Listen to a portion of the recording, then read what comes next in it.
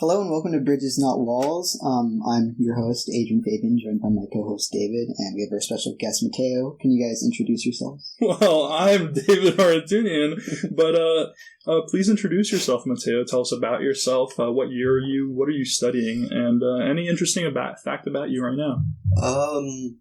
So I'm Matheo, as gathered from these two lovely people. I'm a first year, and I'm basically undeclared at this point because I have no idea what the hell I want to do, which is very solid as a first year. Yeah, I guess it's been going chill, I guess, like procrastinating, doing whatever, just the usual. All right, sounds like fun. Very. First off, let's begin with the topic of immigration. Can you explain to us your ethnic background? I'm a first-generation American, Caucasian, very European descent. I'm French, and my parents immigrated here in 2000, and because my dad wanted to get, he found a job opportunity in photography. So both your parents are French? Yes. Okay. And do you know how your family came here? The process they took? The process they took? Yeah. My dad's company going up is like, hey, you want to go to LA? It's like, dope, more money because it's Hollywood. And then he does premieres and stuff, so like he's all over, like, oh, interesting. Yeah, like celebrities. It's not very interesting. But it's cool. He takes very good pictures. And my mom just came along with. Do you know if they encountered any difficulties while moving to the U.S.? Any problems with the system? Language barrier was a big one? Yeah. There's a big language barrier because I don't know if I should share this, but there's this one time. You don't have to. No, it's really weird because it's like the first, like they once they moved here, they took up this apartment, and it was like in the September of their moving, so in 2000, and I don't know if I wasn't born, I don't think, but like they found like a package from the old tenant, tenant. That contained child pornography. Oh shit! Yeah, and they went up to like to the police department naturally, right? But they couldn't really explain themselves enough. I mean, because they didn't really know the language. They were like, they still talk with a strong French accent to this day, but like back then they were like, no hablo inglés, you know? Yeah. I can see that being intense, having to go to the police station to turn in child pornography, not being able to explain that it's not yours. It's like, well, no, just for them it's like, welcome to America. Yeah. So that's obviously a very big barrier that your family had to that they encountered. Do you think that different people of different backgrounds have similar or different issues trying to, assimilate and get into the country? Yeah. I mean, culturally. A lot of it is cultural, like, there's language. Like, if you don't speak English or Spanish, and depending on the state, have fun. Like, it's not gonna be easy. But there are, like, some really strong communities, because there's, like, a bunch of, like, in LA, like, in K-Town, a lot of people only speak Korean. Yeah. And they don't need to, because their entire community is Korean. So they can just go by with, like, because they have the Korean banks, whatever. Yeah. And I assume the consulate is in LA as well, because there's a big population. But like if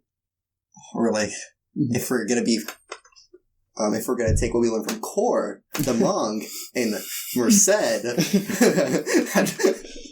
had trouble assimilating, Yeah. So it's just the general, just like a big language barrier, cultural barrier, and stuff like that.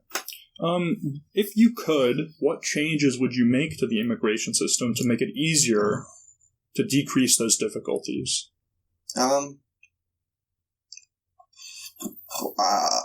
I don't really know off the top of my head. I'll be honest. That's fine. But like, I think a big one is just because I feel like a lot of immigration officers just think of immigrants as like peasants in a way. So I think like there's no respect for immigrants. And they're like, oh, you're just coming to America because America is best, so why should we like respect you? Yeah. That's sort of like a mentality. I think you just have to shift a weird America best mentality type of thing, but that's kind of impossible to do. Yeah. All right, so moving on to the topic of identity and culture, I personally feel that it's necessary to bring up the idea of positionality here. Do you know what that is? No. All right, so for you in the audience, positionality, as defined by Sensoi and D'Angelo, is the recognition that where you stand in relation to others in society shapes what you can see and understand about the world, meaning your race, your ethnicity, your religion affects how you see the world. And do you think that your own immigrant position as a first-generation American, having parents from Europe, and your ethnic background, your French background, impact your identity, and how do they impact your identity? I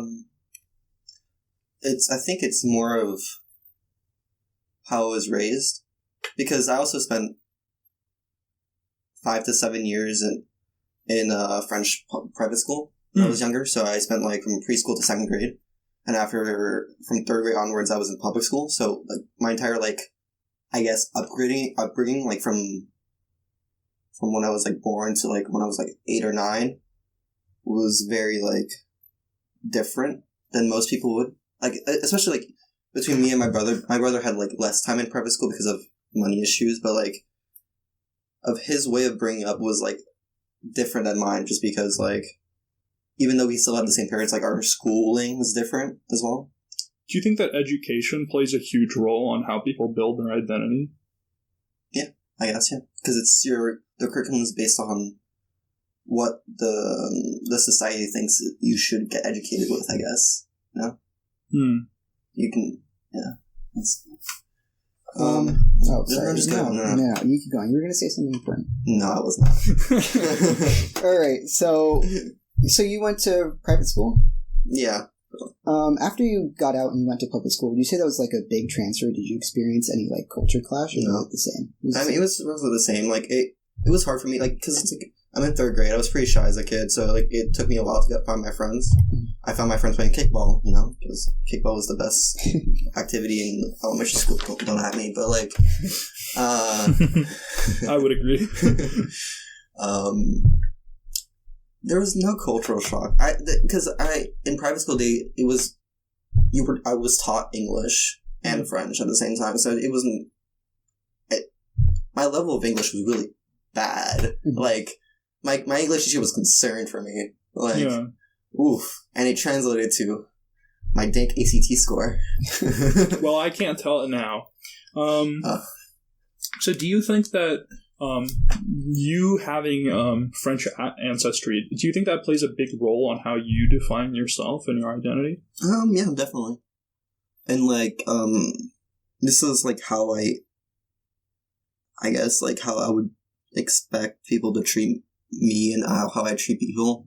It's just a different culture, here it's just if you don't really have to say hi or goodbye, but in France, if you don't say hi or goodbye, you're just basically being really rude to them. There's a lack of respect. It's just a different perception of what's respect or not. Because here it's very I don't give a crap, So would you say that your French culture and your ethnicity are interchangeable? That they both have very similar impacts? Yeah. I mean, ethnicity and culture, they're both technically, they're always evolving, you know? Like Hall said, it's always evolving. Our culture and our ethnicities, I would say, very malleable, and it can easily be shaped by what's going on in the world. Okay. On the matter of Hall, I'm sure you're familiar with Stuart Hall's work, but for the audience, let me explain what I mean by the term othering. Othering is the practice of distancing different groups from people to help themselves define who they are, and to define their own identity. Could you, or have you ever experienced othering in America, or especially if you could, even in Santa Cruz, and could you expand on that situation if you feel comfortable about it? I never really experienced othering, but my dad has, especially when he came here, because when he came here, he was basically the new guy on the job, he had the premiere, and he had a really strong French accent, and people were they were actually go back to your country, Wow. It was just go back to your country. You're not gonna make it here. Yeah. And then like now they're like, oh, they've like the people like his coworkers kind of like start to respect him because he's pretty damn good at his job, and then he's been here for 20 years. But like, the whole like system, like with the whole like green card system, is also really othery in a way because it's very weird how you get it. It's subjective at most. So do you think when your father's coworkers got to know him more when they built bridges instead of walls, do you think that shifted their view of your father? Yeah. I feel like they just respected him for his work. And do you think that it's important for communities in the U.S. today to do that and make an effort to do that more often? To help people? Yeah. All right. Because, like, I, as a senior in drumline, I was, like, really buddy-buddy with, like, the freshmen. Because I was, like, I just made jokes with them, like, you know, hung out with them. Just because, like, I didn't want them to, like feel, like, cast out as I did as a freshman. And also, like, they were chill. Like, they were also fun people to, like, hang out with as well. But, like, all right, well... Yeah. Well, thank you, Matheo, for joining us today. This is a lot of really interesting insight. And good luck on not procrastinating. Thank you very much. And good luck on finding your major, too. It's difficult.